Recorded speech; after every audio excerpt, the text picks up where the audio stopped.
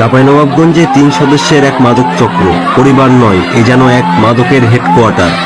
জনগণ যেটা অভিযোগ নিয়ে আসছে, চাঁপাইনবাবগঞ্জ সদর উপজেলার রানীহাটি কাইঠাপাড়া কৃষ্ণগোবিন্দপুর এলাকায় গড়ে উঠেছে এক ভয়ঙ্কর মাদক চক্র, যার নেতৃত্বে রয়েছে একই পরিবারের রয়েছে মোহাম্মদ বাবলু, তার স্ত্রী শাবানা বেগম এবং তাদের ছেলে বিশাল। পরিবার নয়, বাবলু দীর্ঘদিন ধরে সীমান্তবর্তী অঞ্চল থেকে গোপনে হিরোইন এনে শহরে সরবরাহ করে আসছে।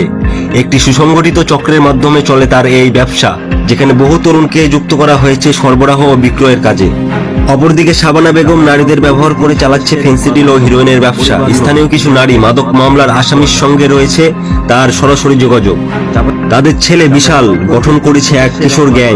স্কুল কলেজ পড়ুয়া ছাত্রদের ব্যবহার করে চালানো হচ্ছে ইয়াবার ব্যবসা, যেখানে কোমলমতি তরুণদের জীবন বিষিয়ে উঠেছে প্রতিদিন।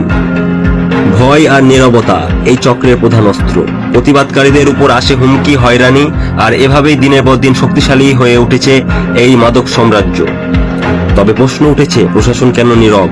কারা এই চক্রের ছায়া দিয়ে যাচ্ছে? স্থানীয়দের দাবি, কিছু প্রভাবশালী ছত্রছায়ায় তারা পার পেয়ে যাচ্ছে।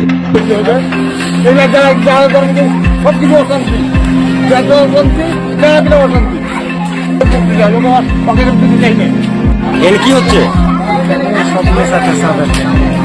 জনগণ কি করছে? মাদক শুধু একজনের নয়, পুরো সমাজের শত্রু। আজ পদক্ষেপ না নিলে কাল অনেক দেরি হয়ে যেতে পারে। চাঁপাইনবাবগঞ্জ বাঁচাতে হলে এখনই উদ্যোগ নিতে হবে। আপনিও আওয়াজ তুলুন মাদকের বিরুদ্ধে, জীবনের পক্ষে। মোহাম্মদ ইয়ামিন হাসান শুভ, চাঁপাইনবাবগঞ্জ।